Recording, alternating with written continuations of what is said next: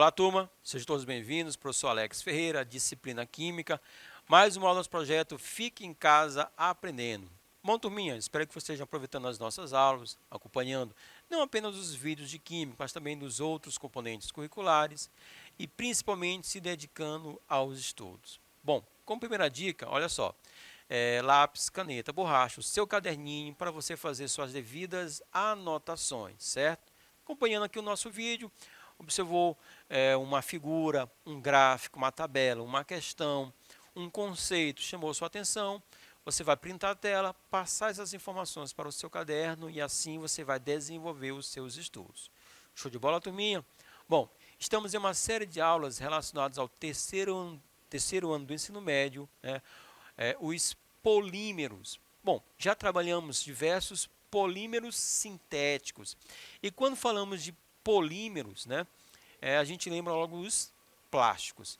Então, os plásticos, assim como as fibras têxteis, né, as fibras sintéticas, a borracha artificial, são exemplos de polímeros sintéticos, tudo bem? Mas também existem os polímeros naturais. A borracha natural é um polímero natural. Assim como também, né, na nossa aula, nós vamos abordar os carboidratos, glicídios ou açúcares. Também são exemplos de moléculas, né, que vão apresentar vários grupos unidos e por isso nós podemos classificar como polímeros. Só que vão ser polímeros naturais. Show de bola, turminha? Então vamos começar. Olha só. Os carboidratos também podem ser chamados de glicídios ou açúcares, e eles são a principal fonte de energia para os seres vivos, estando presentes em diversos tipos de alimento. Com exceção do mel, todos os carboidratos são de origem vegetal, né? Porque o mel vai vir a partir das abelhas, então vai ter uma origem animal. Então, os vegetais, nós vamos ter os cereais como o arroz, o trigo, a aveia, raízes e tubérculos, batata, aipim, cenoura, beterraba, leguminosas, feijão, ervilha, soja, frutas, banana, manga, maçã, dentre tantos outros. Então aqui a gente observa, né, a variedade, possibilidade de obtenção dos carboidratos, glicídios ou açúcares, ok? E vai estar muito presente na nossa alimentação. Então, os açúcares, os carboidratos vão estar muito presentes na nossa alimentação, turminha. Bom, falando de alguns tipos de carboidratos, certo? Aí nós vamos para os monossacarídeos. Porque mono? Porque vai gerar apenas um grupo ose. No caso aqui há, como exemplo, a glicose. Então, a glicose é o carboidrato, né? Açúcar do tipo monossacarídeo. Ele é um dos mais importantes carboidratos, sendo usado como fonte de energia primária pela maior parte dos organismos, de bactérias ao ser humano, além de fazer parte de importantes vias metabólicas. E aqui na imagem nós temos alguns alimentos que vão gerar essa glicose. Então a glicose, como está escrito, né, é a fonte de energia primária, ok? A glicose ela vai ser gerada a partir da fotossíntese. E quem faz fotossíntese são as plantas, tudo bem? Então as plantas fazendo a reação do gás carbônico retirado do ar, da água retirado do solo, com a participação da energia solar, vai produzir glicose mais gás oxigênio, ok? Essa glicose vai estar presente naquela planta, né, naquele vegetal, naquela árvore. Bom, aí vem um animal herbívoro, vai se alimentar, né, de parte daquele vegetal. Então, aquela glicose ela vai passar para o herbívoro e vai vir um carnívoro que vai se alimentar desse herbívoro e você vai ter a transferência de glicose para o carnívoro. Nós, seres humanos, somos onívoros, se alimentamos tanto de plantas quanto de animais, ok? Então, dessa forma, vamos estar obtendo essa glicose, que vai reagir com o oxigênio proveniente da respiração, e nós vamos ter a formação, né, a produção de energia, que vai manter cada célula do nosso organismo, do ser vivo, viva. Cada célula obtendo energia a partir dessa reação da glicose com o gás oxigênio. Por isso que falamos que a glicose é a fonte primária de energia.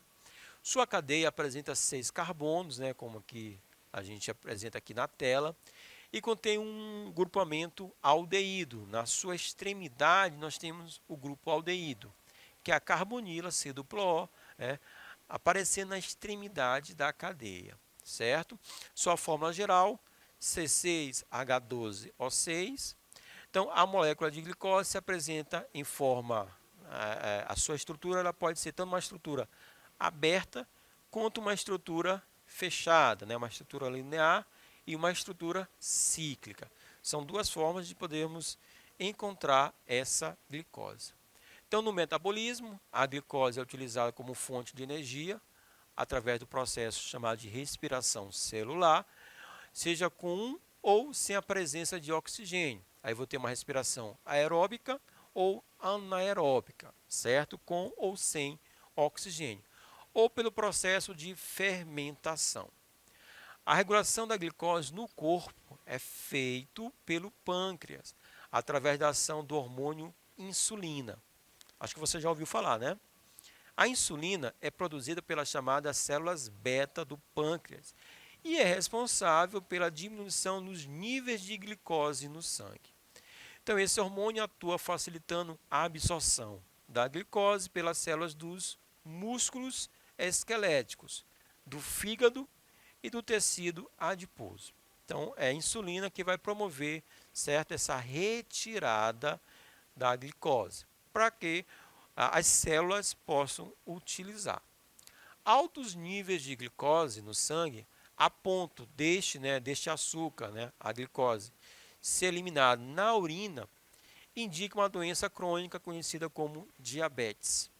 Essa falta de controle da glicose está associada a uma deficiência da insulina, que é o hormônio responsável pela captura dessa glicose.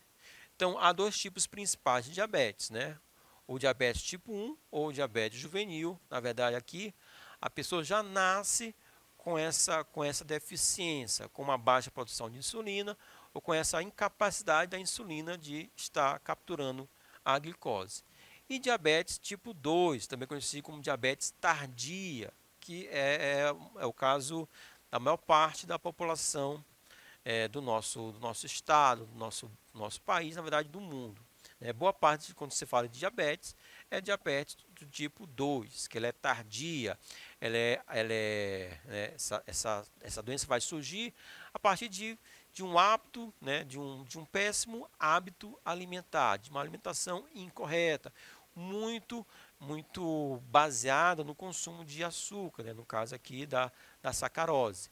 Então, o que acontece? Nós vamos ter um excesso de glicose no nosso sangue e, com isso, a quantidade de insulina produzida não vai conseguir capturar toda essa glicose que vai estar presente no sangue. Tudo bem, turminha?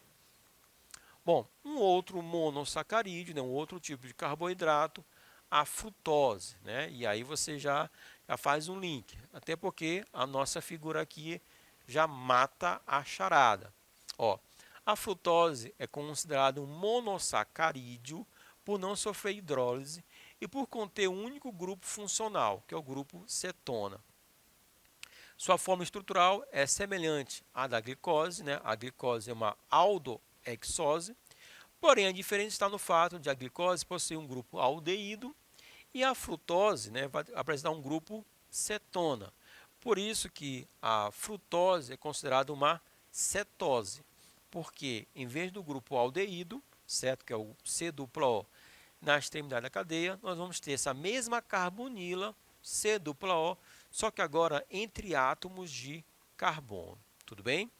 Olha só, a fórmula molecular da frutose, C6H12O6, similar à fórmula molecular da glicose, certo? E na natureza, a frutose pode se apresentar com a cadeia carbônica fechada ou então aberta, assim como a glicose.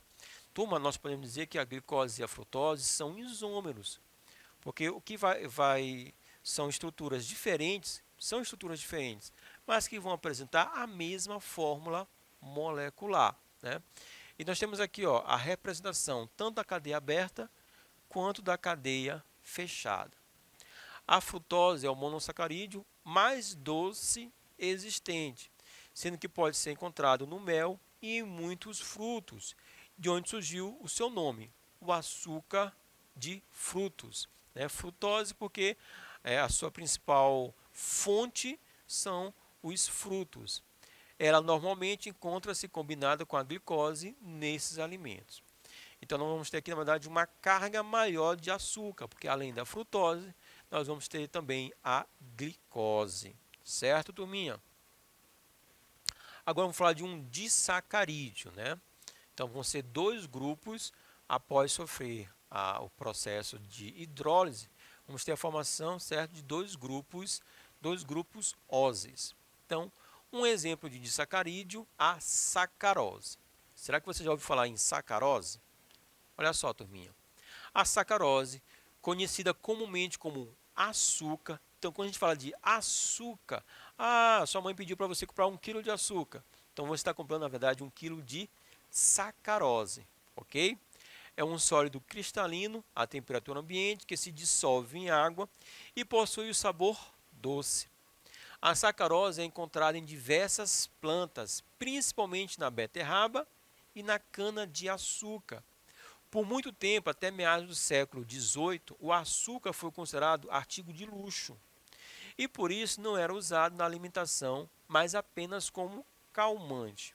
Ó, que informação interessante. No Brasil, obtém-se o açúcar, né? E aí, mais uma vez, quando fala de açúcar, estamos falando de sacarose, tá certo? Então, no Brasil, obtém-se o açúcar principalmente através da cana-de-açúcar, ok? Ela vai ser moída, obtendo-se então uma garapa com alto teor de sacarose. Posteriormente, essa garapa ela é aquecida, formando um melaço, que contém aproximadamente 40% de sacarose em massa. Então, de 100 gramas, 40 gramas seria a sacarose. E parte dessa sacarose vai se cristalizar, formando o açúcar comum, ok? Bom, a fórmula química da sacarose, C12H22O11, certo?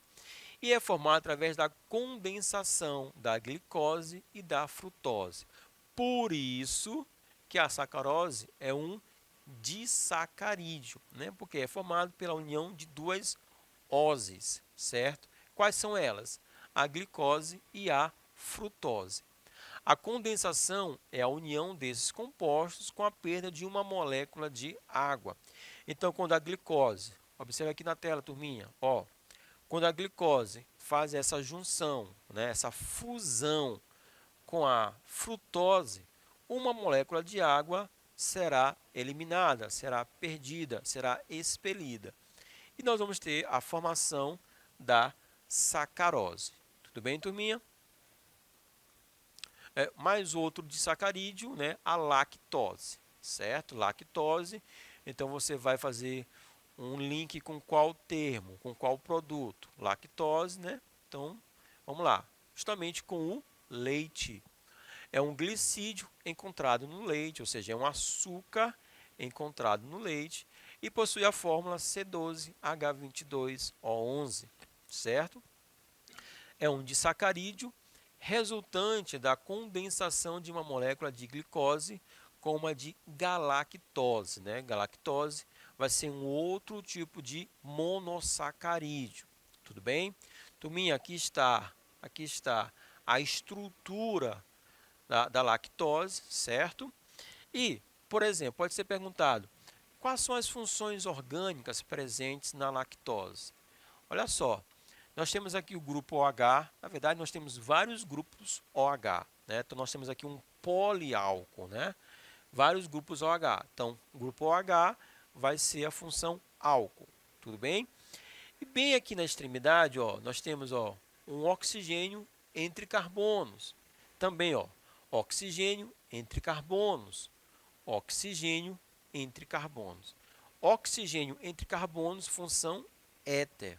Então, além da função álcool, vai estar presente na lactose a função éter. Show de bola? A lactose ela é produzida nas glândulas mamárias dos mamíferos, sendo exclusiva no leite e o único hidrato de carbono desse alimento. Hidrato de carbono é o carboidrato. O único carboidrato, portanto, o único açúcar presente no leite, no leite materno, das fêmeas, vai ser justamente a lactose.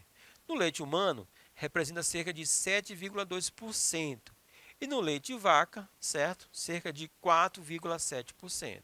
Então, o leite humano vai apresentar um conteúdo maior de lactose do que o leite da vaca. Polissacarídeos. Então, poli quer dizer vários. Polissacarídeos são grandes polímeros naturais, formados por cadeias de monossacarídeos ligados entre si por ligações glicosídicas, que são ligações covalentes resultantes da condensação, da união de dois monossacarídeos. Vamos apresentar três. Celulose. A celulose é um carboidrato tipo polissacarídeo abundante nos vegetais e, por isso, comum na natureza. Ela consiste até 50% da composição da madeira, então metade é celulose. É formado por monômeros de glicose entre 15 a 15 mil unidos pelas ligações glicosídicas, certo? Então, assim, a celulose é um polímero de glicose. O monômero vai ser a glicose, certo? A celulose, turminha, é o principal componente da parede celular das células vegetais, o que confere rigidez para as plantas. Então, essa rigidez ela se deve à presença da celulose. Industrialmente, é processada para a produção de papéis e fibras. Então, o papel nada mais é do que celulose. A produção de papel a partir da celulose é uma importante atividade econômica do Brasil. Tudo bem? Bom, o amido, olha só.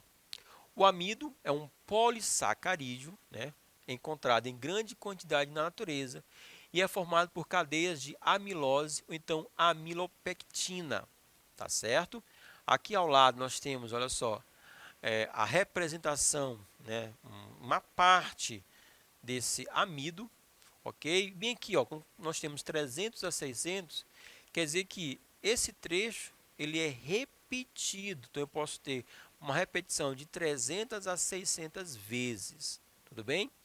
A amilose é formada, por unidades de glicose unidas por ligações glicosídicas, alfa 1,4, as posições 1,4 com relação à estrutura da glicose. Assim sendo, podemos dizer que, de maneira resumida, que o amido nada mais é do que uma molécula complexa formada por várias moléculas de glicose. Por isso, ele é um polímero, certo? O glicogênio também é um polissacarídeo, certo? Formado por milhares de unidades de glicose. E como todo polissacarídeo, não apresenta um sabor adocicado. Dessa forma, o glicogênio é uma macromolécula, porque é um polímero. Todo polímero é considerado uma macromolécula, porque vão ter várias moléculas menores sendo unidas, sendo ligadas. Dessa forma, o glicogênio é uma macromolécula que quimicamente é considerado como um polímero, porque são vários monômeros unidos. Polímero formado pela associação de monômeros de glicose. Então, você observou que a glicose ela pode estar gerando a celulose, assim como o amido, assim como o glicogênio. E como são várias glicoses unidas, certo? Nós temos aqui na representação de 7 a 11 estruturas, vão ser estruturas monoméricas. Então, como vamos ter várias estruturas menores sendo ligadas, podemos dizer que os polissacarídeos são classificados como polímeros. Tudo bem, turminha? Essa foi a nossa aula. Espero que vocês tenham gostado. Vou ficando por aqui, turminha. Forte abraço. Valeu!